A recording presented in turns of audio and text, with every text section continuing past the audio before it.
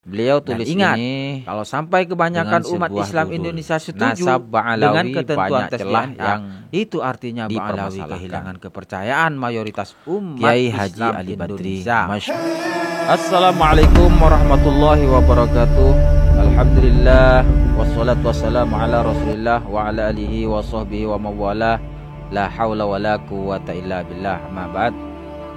Kali ini saya akan bacakan tulisan terbaru dari Kiai Haji Ali Badri. Setelah beberapa waktu beliau tidak pernah menulis terkait adanya polemik nasab Ba'alawi. Ini beliau kembali menulis, dan kali ini tulisan beliau ini cukup menohok. Ibaratkan sebuah teknik itu diangkat dulu baru dijerembabkan gitu.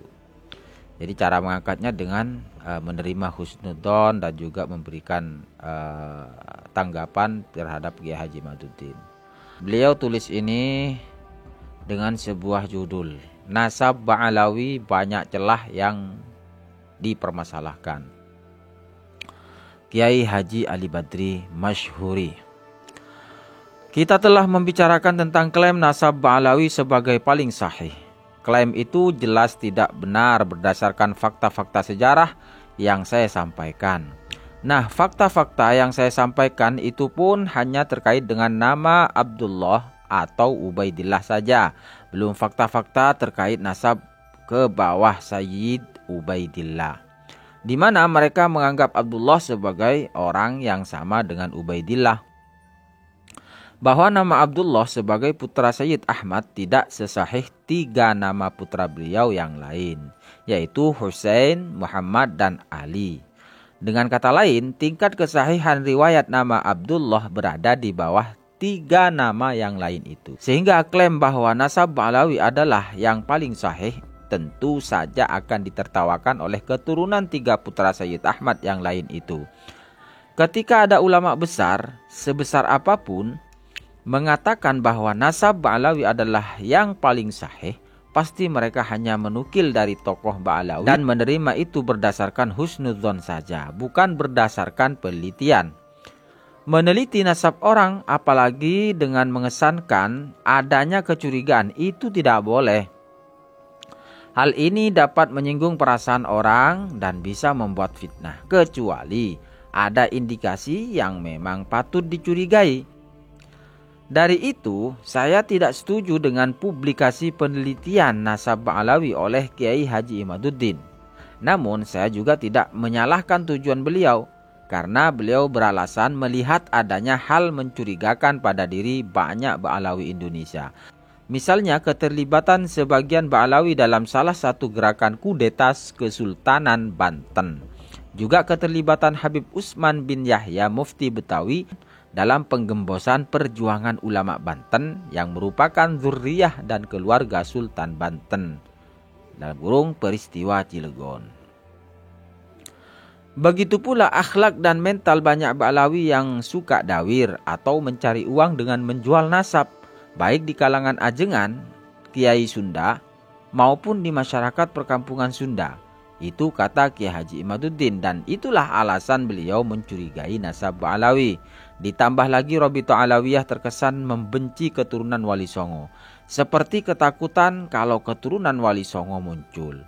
Ditambah lagi dengan sikap banyak Ba'alawi yang terkesan memaksa orang untuk sependapat dengan mereka, dengan alasan Habib harus lebih diutamakan dari yang lain. Ditambah lagi seringnya terjadi keributan besar gara-gara hal sepele yang dibuat oleh Robito Alawiyah, misalnya dengan Al-Irsyad pada zaman kolonial Belanda. Ditambah lagi dengan adanya penceramah kondang dari kalangan Ba'alawi yang bahasanya penuh dengan caci maki dan kalimat kotor dan dibiarkan saja oleh Robito Alawiyah, kata Kiai Haji Imaduddin. Semua itu membuat beliau curiga dengan nasab Ba'alawi yang sejak awal memang diragukan oleh sebagian asyraf di Arab. Kata Kiai Haji Imaduddin juga, seandainya sejarah masa lalu Ba'alawi Indonesia tidak sekelam itu, kemudian Ba'alawi yang sekarang santun dan tidak mentang-mentang dengan nasab mereka, tentu beliau tidak akan pernah berpikir untuk mencurigai nasab Ba'alawi. Itu kata Kiai Haji Imaduddin. Itulah alasan kenapa beliau membuat penelitian tentang nasab Ba'alawi. Saya pun tidak bisa menyalahkan alasan beliau itu. Saya rasa habaib atau Rabithah Alawiyah juga tidak boleh marah.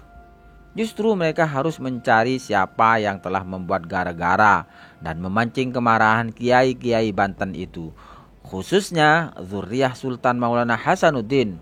Mestinya Rabithah Alawiyah justru meminta maaf pada rakyat Indonesia karena telah membuat sejarah kelam di masa penjajahan. Demi Allah, seandainya anak saya berlaku tidak sopan kemudian orang-orang mengumpat saya, niscaya saya akan menampar anak saya itu. Bukan malah memarahi orang yang mengumpat saya. Orang-orang yang mengumpat saya itu tidak salah. Sayalah yang salah karena tidak becus mendidik anak saya sehingga dia menyakiti hati banyak orang dan membuat mereka marah. Makanya sebaiknya Rabithah Alawiyah atau habaib tidak marah dalam menyikapi keraguan orang-orang terhadap nasab mereka itu. Kalau marah dan semakin marah, maka semakin gencar pula mereka mengorek sejarah kelam Ba'alawi Indonesia. Bahkan berusaha melemahkan nasab Ba'alawi termasuk dengan tantangan tes DNA. Dan ingat, kalau sampai kebanyakan umat Islam Indonesia setuju dengan ketentuan tes DNA, itu artinya Ba'alawi kehilangan kepercayaan mayoritas umat Islam Indonesia. Untuk nasab Sayyid Ubaidillah, dari awal hingga saat ini saya menerimanya berdasarkan husnudzon. Saya percaya dengan pengakuan Habib Ali Asyakran bahwa nasab beliau tersambung pada Sayyid Ali Al-Uraidi. Saya hanya mengkoreksi klaim bahwa nasab Ba'alawi adalah yang paling sahih. Adapun soal kajian Kiai Haji Madudin dan tantangan tes DNA, silakan Rabithah Alawiyah menghadapinya sendiri. Sebaiknya Ba'alawi saja yang membantah, jangan muhibbin mereka, supaya tidak ada benturan yang melebar.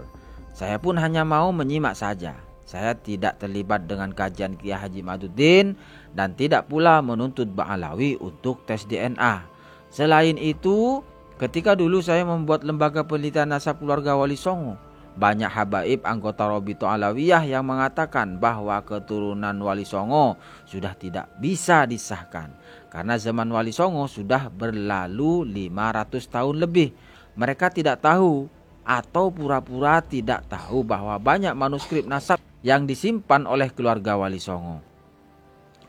Bahkan sebagian mereka menambah syarat dengan mengharuskan adanya saksi untuk setiap nama dalam nasab keturunan Wali Songo, dan sekarang mereka kena batunya. Persyaratan ketat yang dulu mereka ajukan pada nasab keturunan Wali Songo kini diajukan pada nasab mereka sendiri, yaitu kajian Kiai Haji Imaduddin itu. Dulu kami tidak marah-marah ketika mereka mengajukan syarat ketat itu. Kami hanya menjawab dengan kajian ilmiah dan tidak kami publikasikan di media.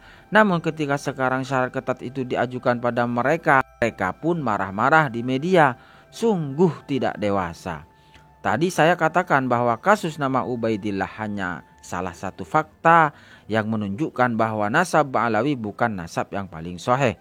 Artinya ada lagi fakta lain yang tidak dibahas oleh kajian Kiai Haji Madudin, yaitu terkait nasab Ba'alawi dari Sayyid Ubaidillah ke bawah hingga Ba'alawi sekarang. Yang dibahas oleh Kiai Haji Madudin adalah nasab Sayyid Ubaidillah ke atas, yang katanya terputus riwayat 500 tahun lebih. Sekali lagi itu kata Kiai Haji Madudin. Nah, sekarang kita akan bicara nasab Ba'alawi mulai Sayyid Ubaidillah hingga Ba'alawi sekarang. Ketika pada tahun 2005 saya mendata keturunan Wali Songo dan mencatatnya dalam database kami, sebagian Ba'alawi menghina kami dengan berkata sudah 500 tahun lebih baru bikin perhimpunan dan mendata. Itu tidak benar. Kalau memang benar, kenapa tidak dari dulu? Ini hanya kerjaan Ali Badri yang gila nasab. Memangnya saya pernah mengaku Habib. Ini Kiai Ali Badri ya. Nah, saya sudah sering menjelaskan bahwa ketika dulu orang tua kami menyembunyikan nasab itu karena satu alasan yang sesuai dengan kondisi saat itu. Kami pun punya alasan yang sesuai ketika kini membuka nasab kepada anak-anak kami. Baiklah, ketika Ba'alawi Indonesia menganggap kami sudah terlambat untuk berhimpun dan mendata nasab karena sudah 500 tahun lebih, apakah Ba'alawi yang di Yaman sudah terhimpun sejak zaman Sayyid Ubaidillah? Ayo sekarang buka-bukaan perhatikan rekaman sejarah berikut ini. Sejarah Ba'alawi mencatat bahwa penulis marga-marga pecahan Ba'alawi baru muncul setelah tahun 895 Hijriah. Sebelum itu setiap nama hanya dicatat Fulan bin Fulan saja tanpa semisal Asegab dan sebagainya. Al-Istizadah halaman 141. Sejarah Ba'alawi juga mencatat bahwa di Hadramut baru ada Naqabah Ba'alawi pada zaman Habib Umar Al-Mahdar, yaitu pada tahun 833 Hijriah. Naqabah ini berakhir pada kepemimpinan Habib Zainal Abidin bin Abdullah Al-Idrus yang wafat pada tahun 1041. Istizadah halaman 125 sampai 26. Artinya sebelum itu nasab keluarga Ba'alawi dipegang sendiri-sendiri dan mereka terhimpun dengan dipimpin masing-masing munsib. Kemudian mereka terhimpun pada tahun 833 dan perhimpunan mereka hanya bertahan hingga tahun 1041, yakni hanya 208 tahun saja. Naqabah ini pernah akan dihidupkan lagi pada tahun 1316 Hijriah, namun gagal. Keterangan Al-Istizadah halaman 26 sampai 127. Hingga sekarang tidak ada lagi Naqabah atau perhimpunan Ba'alawi di Hadramut. Jadi sekitar 500 tahun sejak Sayyid Ubaidillah, catatan nasab Ba'alawi di Yaman itu dipegang oleh masing-masing keluarga yang diketahui oleh semacam kepala suku yang mereka sebut munsib. Tidak beda dengan nasab keturunan Wali Songo yang selama ini dipegang oleh masing-masing keluarga. Walaupun banyak keturunan Wali Songo yang tidak tahu atau tidak peduli dengan nasabnya, namun banyak juga dari mereka yang memang suka dengan ilmu nasab sehingga setiap generasi ada saja yang fokus mempelajari, menyimpan catatan mereka. Jadi selama tidak ada Naqabah keabsahan nasab Ba'alawi, tentunya oleh munsib sebagaimana keabsahan nasab keluarga Wali Songo, tentunya oleh para ahli nasab di keluarga masing-masing. Sekarang kita cari tahu tentang siapa dan bagaimana munsib-munsib Ba'alawi di Hadramut itu. Pada zaman Habib Abdullah Al-Haddad, beliau menilai para munsib yang ada ketika itu sebagai orang-orang yang tidak baik.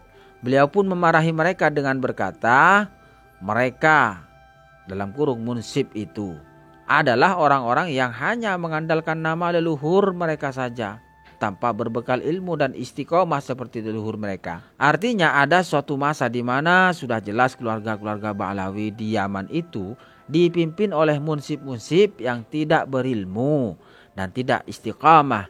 Dan munsib-munsib itulah yang memegang catatan nasab mereka. Sekarang bandingkan dengan nasab sebagian keturunan Wali Songo yang sejak awal dipegang oleh para kiai.